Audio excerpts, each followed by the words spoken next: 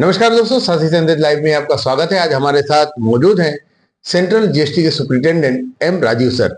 इनसे हम जानने का प्रयास करेंगे कि जीएसटी क्या है और किस तरह से जीएसटी लागू होता है और किस तरह से इस पर कार्य किया जाता है। सर, आपका स्वागत है साथी संदेश लाइव में।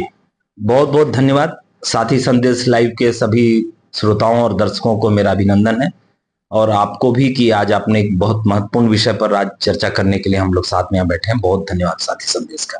राजीव सर, सबसे पहले मेरे जहन में सिर्फ एक बात आ रही है जी। व्यापारी वर्ग जी, ये जीएसटी को लेकर इतना डरा हुआ क्यों रहता है, क्यों भयभीत रहता है? जी देखिए, सबसे बड़ी बात है, आपको मैं बताना चाहता हूँ, जीएसटी जो है ये कर सुधार है, और इतना अच्छा कर सुधार है कि देश के आजादी के बाद पहली बार एक कर में इतना बड़ा सुधार हुआ है। नहीं से इससे पहले 1944 में सेंट्रल एक्साइज और सॉल्ट टैक्स के नाम से कर था, उसको सुधार करके जीएसटी बनाया गया है।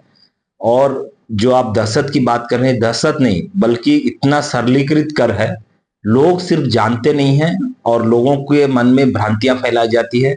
अगर सही में जो भी आज आप 8 साल होने वाले हैं जीएसटी को लागू हुए, अगर अब आप व्यापारी को से मिलेंगे, बात करेंगे, तो धीरे धीरे कहीं ना कहीं वो भी बोलेगा कि अपने घर में बैठकर मोबाइल पर, लैपटॉप पर, कंप्यूटर पर जीएसटी का रजिस्ट्रेशन ले सकता है, जीएसटी का रिटर्न दाखिल कर सकता है, जीएसटी से संबंधित उसको किसी भी तरह का अमेंडमेंट अपने संशोधन करना है वो कर सकता है, अपना कर भर सकता है, सारा चीज। उसको जीएसटी के ऑफिस में आने के लिए, किसी अधिकारी से मिलने के लिए कोई भी जरूरत नहीं है। अगर कोई बीच में बात बोलते हैं कि भाई आप जीएसटी के अधिकारी बुला रहे हैं, इसका काम है, ऐसा कुछ भी नहीं है। मैं इस बात का सरासर खंडन करता हूं, और ऐसा कहीं भी नहीं है। इसको घर बैठे आप कर जमा कर सकते हैं जीएसटी, तो इसमें दहशत वाली बात ही नहीं है। मतलब सर, बहुत ही सरलीकरण हो गया है। जी जी, बिल्कुल बिल्कुल, बहुत सरल। आम जनता की अगर बात करें, आम व्यक्ति की बात करें जो जीएसटी देता है, जी, क्या फायदा होता है उनको इससे? जी देखिए, लोग जो है, मैं भी जब बाजार जाता हूँ कहीं कुछ सामान लेने के लिए, तो मैंने भी अक्सर ये सुना है कि आम व्यापारी से या आम दुकानदार से, अरे साहब आपको पता नहीं है क्या जीएसटी लागू हो गया, इतना महंगा हो गया करके।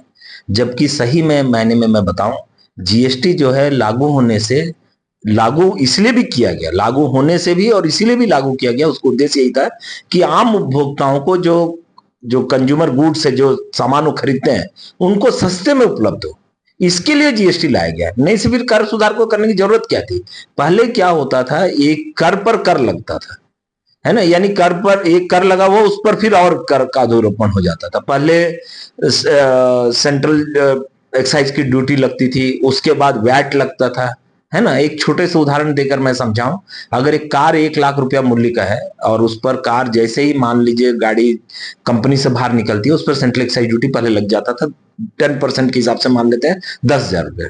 1,10,000 रुपया, अब कार शोरूम में खड़ी है, आप गए कार खरीदने के लिए, पता चला वैट 10% है, तो आपको 10% उसमें देना है, यानी 1,10,000 पर और 10,000, यानी 11,000, 11% टैक्स, 11,000 हो गया टैक्स, 10% से 1,10,000 का। अब 1,21,000 का कीमत का पड़ा आपका। अब जो वैट हो गया है, कई लोग इसको इसीलिए बोलते हैं कि भाई ये जो है ना गब्बर सिंह टैक्स है करके, लेकिन होता क्या है कि अब इसको जो है 10% की जगह 20% कर दिया गया है। मान लीजिए कि उदाहरण के तौर पर मैं बोलता हूँ, तो अब क्या हो गया, कार पर 1,00,000 रुपया है, अब एक ही टैक्स देना है, जीएसटी। अब कोई सेंट्रल एक्साइज जरूरत नहीं, कोई स्टेट टैक्स वैट देने की जरूरत नहीं। अब 20,000, तो 1,00,000 पर अब 20,000 दिए, तो 1,20,000, यानी पहले 1,21,000 पड़ता था, अब 1,20,000। तो देखिए सस्ता हुआ। और मैं बताऊं आपको कि सही मायने में ये जो जीएसटी जो लागू किया गया है, ये 18 तरह के कर और 17 प्रकार के अलग अलग सेस, यानी 35 प्रकार के कर और सेस को मिलाकर, उनको खत्म कर कर, या उनको एक साझा कर कर एक ही टैक्स दिया गया, जीएसटी।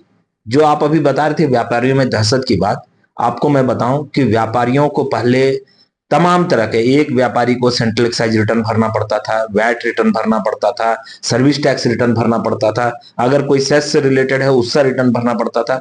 अब किसी तरह का कोई रिटर्न नहीं, सिर्फ एक ही रिटर्न है, जीएसटी रिटर्न भर दीजिए, खत्म।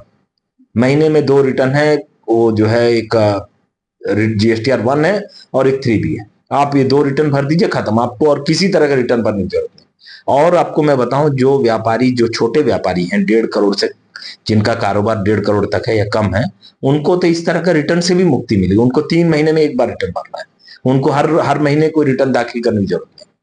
और 5 करोड़ रुपए तक का जिनका कारोबार है उनको भी 3 महीने में एक बार रिटर्न भरना है। तो समझिए कितना आसान किया गया। और फिर पहले जैसे मैं बता रहा था कि जैसे जीएसटी रजिस्ट्रेशन रिटर्न, अब सारा चीज कंप्यूटर में है। आप मोबाइल में भर कर, अगर आपको लगता है इस महीने मैंने कोई कारोबार नहीं किया, एक नील रिटर्न, एक दबा दीजिए एक बटन, रिटर्न आपका भर गया, नील रिटर्न। आपको कोई जरूरत नहीं, कोई पेनल्टी नहीं, कोई टैक्स की जरूरत नहीं। तो यानी इतना सहूलियत, अब किसी पर डिपेंडेंट की जरूरत नहीं, कोई कर सलाहकार, टैक्स, सीए, चार्टर्ड अकाउंटेंट, किसी के पास जाने की जरूरत नहीं है ना। बहुत बेहतरीन ये चीज है सर, बहुत अच्छी जानकारी है। सर, आपने बिल की बात की, कंप्यूटराइज बिल की बात की। हम उसमें देखते हैं कि दो तरह के जीएसटी दिखाई देते हैं, एक केंद्रीय जीएसटी दिखाई देता है और एक राज्य का जीएसटी दिखाई देता है। इसमें क्या अंतर है और दोनों क्यों लगते हैं? जी जी, बहुत अच्छा, बहुत ही लाजवाब आपने प्रश्न पूछा है कि असल में दरअसल होता क्या था कि पहले आपको मालूम है, केंद्र जो है जितने भी राज्य कर वसूलती है अपने हिस्से का, चाहे स्टेट जो है, आपको मालूम है कुछ कर जो है स्टेट वसूलती है, जैसे माइनिंग पर रॉयल्टी वगैरह चीज है, या कोई और किसी वैट है, इस तरह वसूलती थी। अब क्या है, केंद्र कुछ टैक्स वसूलती थी पहले, सेंट्रल एक्साइज सर्विस टैक्स के नाम से।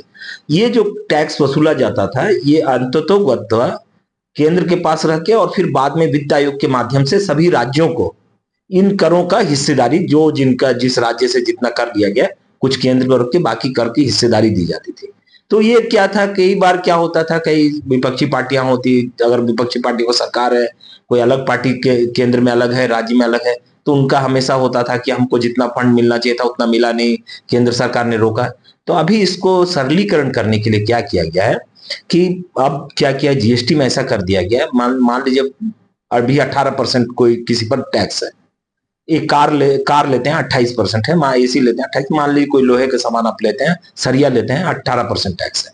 तो सरकार ने क्या किया है कि 9% कर दिया इसको, 18% को 9 भाग में बांट दिया। अगर 12% है तो 6% कर दिया। अब क्या कर दिया, सीजीएसटी उसका एक का नाम रखा है यानी सेंट्रल जीएसटी, दूसरा का नाम रखा है एसजीएसटी यानी स्टेट जीएसटी।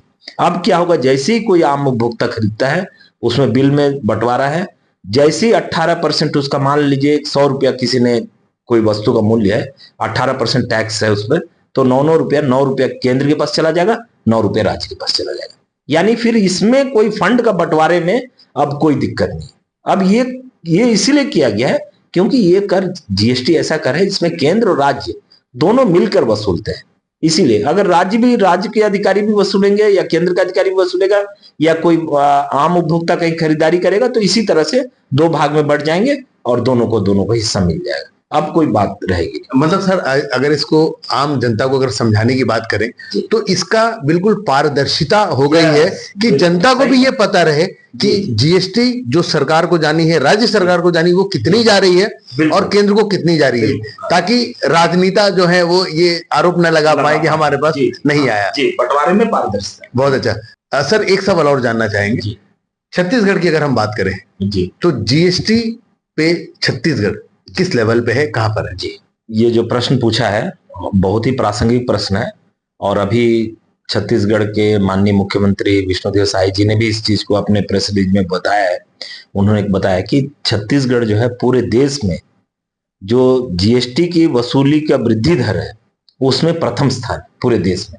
समझिए एक छोटा सा प्रदेश है ना, बड़े बड़े औद्योगिक या समृद्ध राज्य हैं, गुजरात, महाराष्ट्र, तमिलनाडु, इस तरह के, उनमें समझिए अगर छत्तीसगढ़ जो है अगर जीएसटी के वसूली के वृद्धि दर में अगर पहला स्थान प्राप्त करता है तो समझिए हमारा, और अगर जीएसटी के वसूली में वृद्धि दर, इसका मतलब है कहीं ना कहीं हमारा राज्य विकास कर रहा है ना। और मैं आपको बताऊं कि मैं चूंकि सेंट्रल जीएसटी से संबंधित हूं, तो हमारे सेंट्रल जीएसटी से इस बार छत्तीसगढ़ में पिछले वर्ष 16,854 करोड़ रुपए हमने वसूले हैं, है ना, लगभग इसी के आसपास या इससे थोड़ा ज्यादा राज्य ने भी वसूले होंगे। तो कहने का मतलब देखिए कितना हम लोग, अगर कर वसूला जा रहा है इसका मतलब व्यापार भी कितना हो रहा है। और सबसे बड़ी बात है, पिछले बार जो था हमारा उससे इस बार जो है लगभग 10% ज्यादा ही ग्रोथ हुआ है सेंट्रल जीएसटी केस में।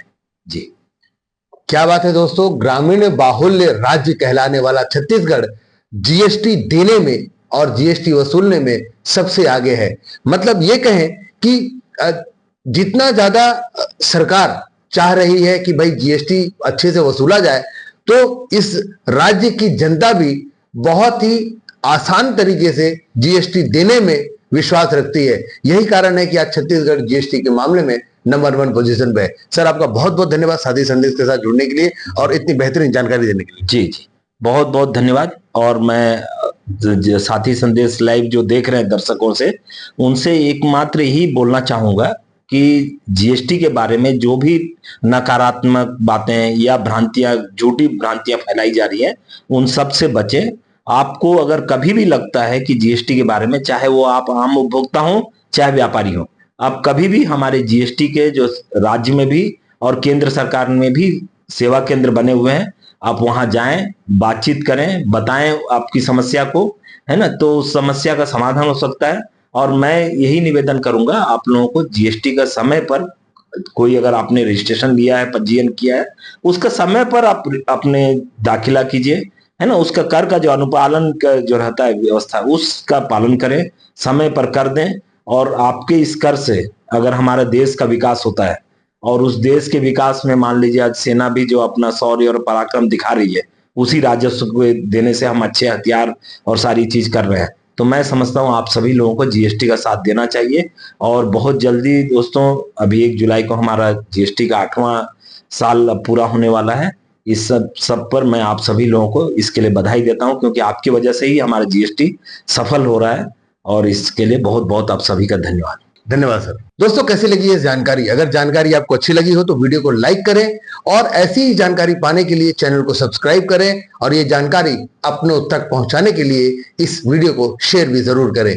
ऐसे और खबरों के लिए बने रहिए हमारे साथ और देखते रहिए साथी संदेश लाइव। मैं हूं संतोष शर्मा, अपने कैमरा सहयोगी रोशन लाल के साथ।